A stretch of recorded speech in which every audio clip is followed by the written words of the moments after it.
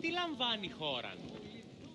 Salut à toi et bienvenue à Olympie, foyer des Jeux Olympiques.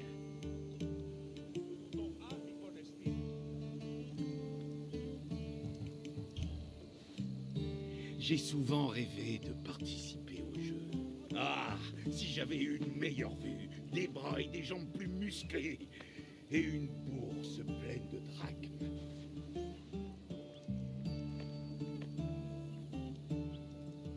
Mais les dieux en ont décidé autrement. Je me contente de suivre le chemin qu'ils ont tracé pour moi.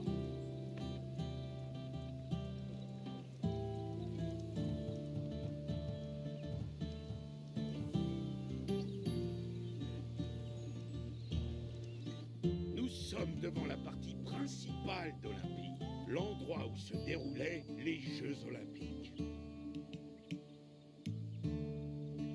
Lors de ces Jeux, les athlètes s'affrontaient pour le prestige et la gloire, afin de remporter les honneurs pour leur cité et pour eux-mêmes.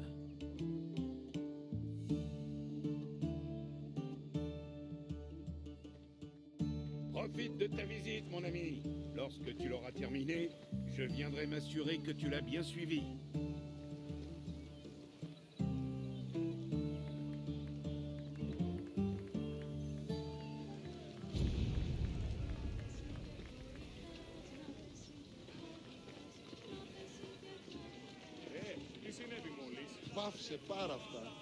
Le premier jour des fêtes olympiques débutait par une prestation de serment des athlètes, des entraîneurs et des juges. La cérémonie se déroulait devant l'autel de Zeus Orchios, ou Zeus garant des serments. Les athlètes juraient d'obéir aux règles des Jeux olympiques, tandis que les juges, eux, promettaient d'être justes et impartiaux. À l'ouverture des épreuves, un concours mettait en compétition héros et trompettes afin de déterminer qui aurait le privilège d'annoncer les Jeux. Les compétitions du premier jour comprenaient des épreuves de lutte, de course et de pugilat pour les concurrents les plus jeunes, âgés de 12 à 18 ans.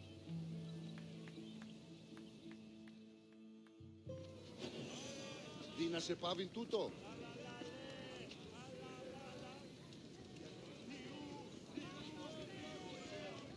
Τελείαν και Παύλα.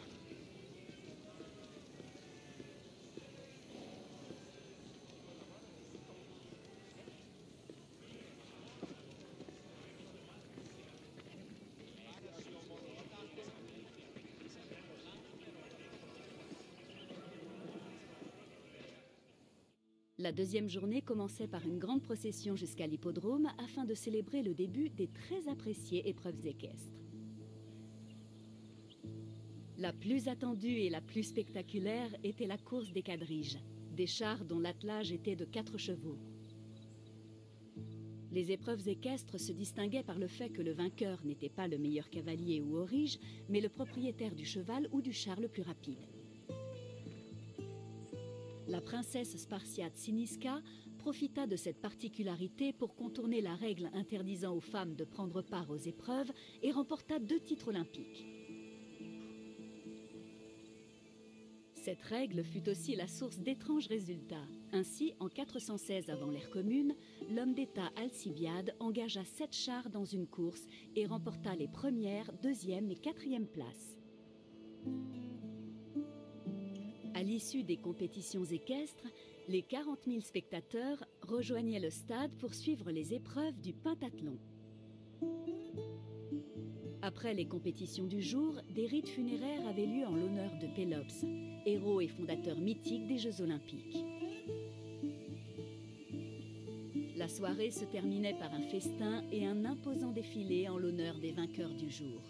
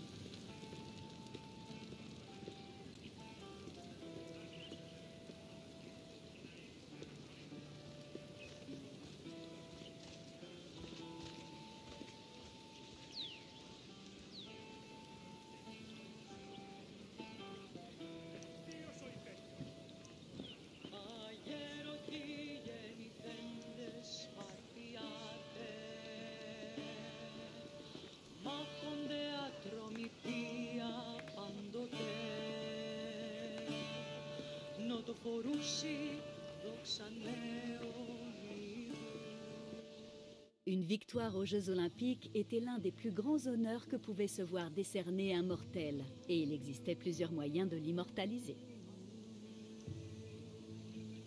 Certains athlètes faisaient réaliser leur statue, d'autres demandaient à des poètes d'écrire des odes à leur victoire. La tradition orale était un élément majeur de la culture grecque. Ces odes, appelées épinikia, étaient souvent composées par les meilleurs poètes, notamment Pindare, Simonide et Bakilide.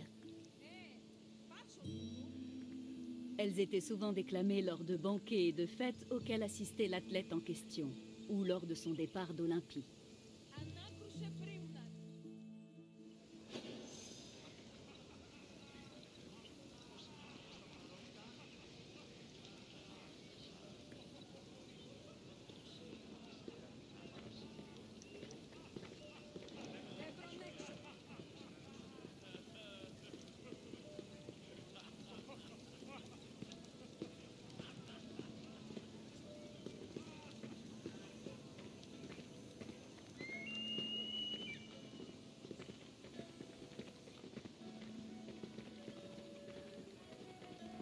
Ανυπόφορον εστίν οράν.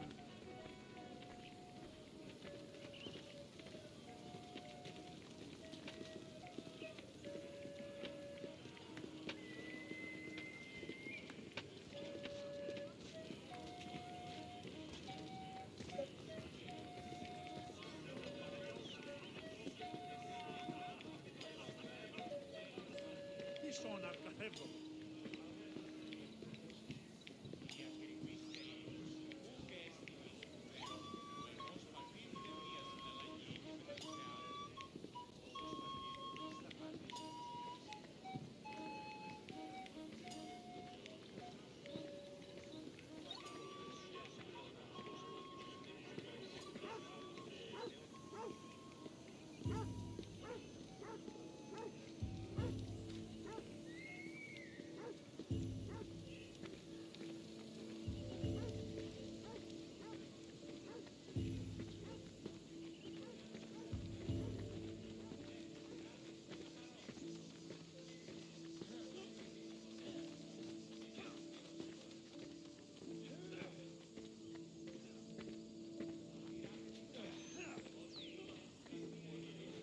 Le pentathlon se déroulait le deuxième jour, au sein du stade.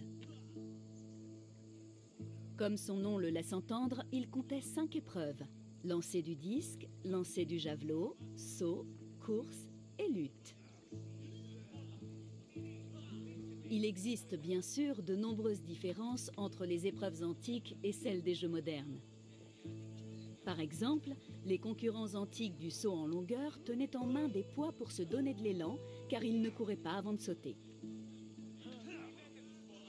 Par ailleurs, si un athlète remportait les 3 premières épreuves, il était immédiatement déclaré vainqueur sans attendre les résultats des 5 disciplines. Les épreuves de course se déroulaient comme aujourd'hui, à une différence notable: les athlètes étaient nus. Pour la lutte, les catégories de concurrents ne reposaient pas sur le poids, comme de nos jours, mais sur l'âge. Le vainqueur était le premier à projeter 3 fois son adversaire au sol.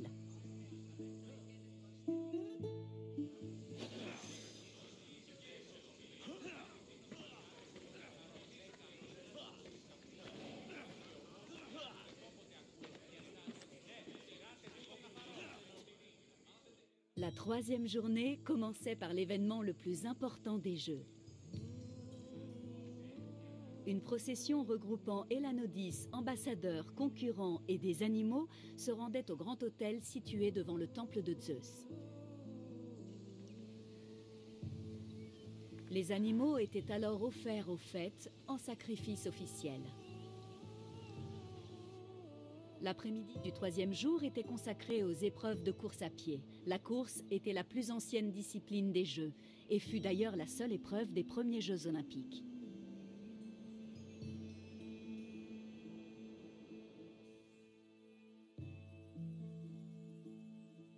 La course principale, appelée stadion, était un sprint d'environ 180 mètres. Le vainqueur avait l'honneur d'attribuer son nom à la période de 4 ans séparant 2 éditions des Jeux. Cette période était appelée Olympiade. Par exemple, les 4 années qui suivirent les premiers Jeux, en 776 avant l'ère commune, constituèrent l'Olympiade de Corrède d'Hélice, le premier champion olympique. Une fois toutes les compétitions terminées, un banquet public se tenait dans le Prytanée afin de fêter les vainqueurs du jour.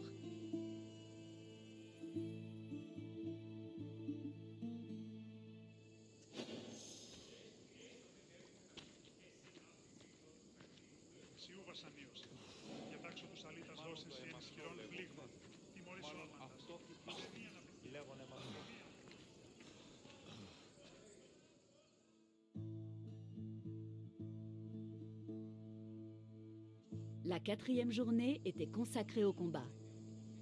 Les épreuves de lutte se déroulaient le matin, suivies par le pugilat et le pancrace. Le pancrace était une sorte de mélange de lutte et de pugilat. Tout était permis à l'exception des introductions dans les yeux ou la bouche ou des tractions sur les oreilles ou les organes génitaux. Cette épreuve était très appréciée et considérée comme le summum en matière de force et de technique. En fin d'après-midi se déroulait une course d'une nature unique, l'Oplitodromos, ou course en armure. Les concurrents portaient un casque et un bouclier pour simuler les conditions de course sur le champ de bataille.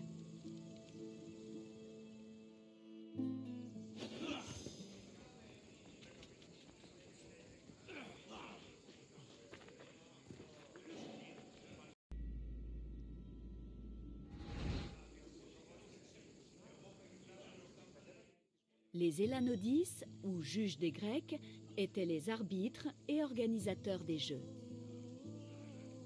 Ils étaient originaires d'Hélice, la cité en charge du sanctuaire d'Olympie, et lors de chaque Olympiade, de nouveaux juges étaient élus. Ces derniers avaient plusieurs fonctions. Avant le début des Jeux, ils décidaient quels athlètes seraient admis à concourir et supervisaient leur entraînement. Ils procédaient aussi au tirage au sort pour les différentes épreuves.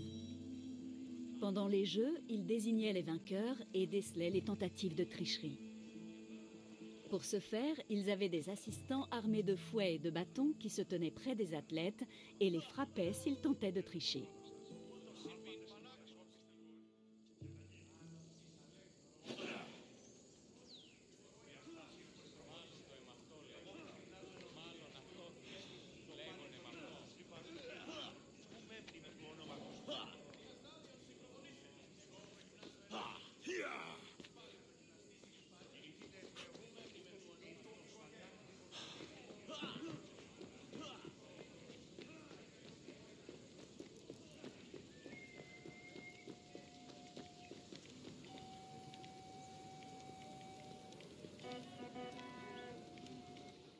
Une victoire à Olympie était l'un des honneurs les plus prestigieux de tout le monde grec. Non seulement les vainqueurs étaient couverts de gloire dans leur cité, mais leur nom devenait célèbre dans toute la Grèce. Pour certains, la tentation l'emporta. Ils brisèrent leur serment envers Zeus et trichèrent. C'était courir un grand danger, car en cas de découverte, les tricheurs risquaient de graves châtiments. Ils risquaient disqualification et amende. Mais s'ils étaient surpris à tricher pendant une épreuve, ils pouvaient être frappés par les arbitres. En revanche, le châtiment le plus dissuasif était la honte. Au pied du mont Kronios, sur le chemin menant au stade, se trouvait un groupe de statues appelées Zan, Zan étant le pluriel de Zeus. Sur ces statues était inscrit le nom des tricheurs, la nature de leur fraude et le montant de leur amende. Les ânes, financés par les amendes des tricheurs, étaient installés en des lieux stratégiques à la vue de tous. Un individu, mais aussi une cité entière, pouvait être déclaré coupable de tricherie.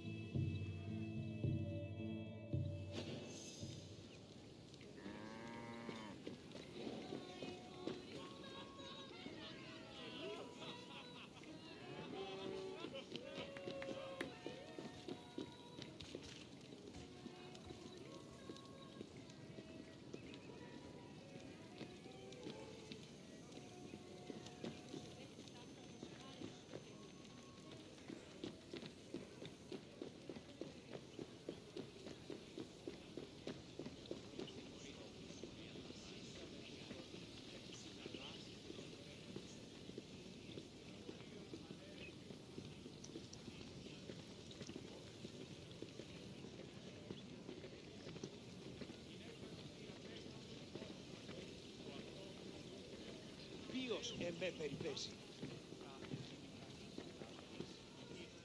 Le Prytanée était le siège administratif du culte d'Olympie, ainsi que celui des Jeux olympiques. Ce bâtiment abritait les prêtres du sanctuaire ainsi que les autorités des Jeux. Il accueillait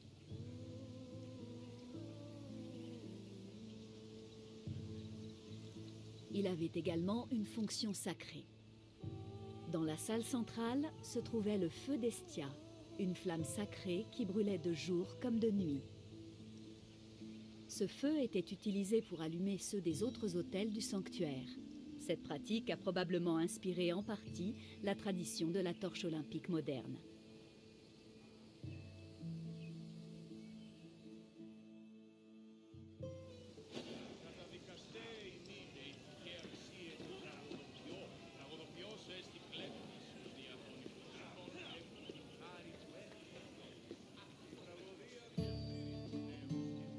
Te revoilà!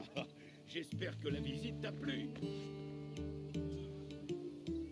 Avec leurs spectaculaires épreuves et leurs fastueux banquets, les Jeux Olympiques étaient une fête pour tous les sens. Je suis certain que Zeus lui-même appréciait ces festivités.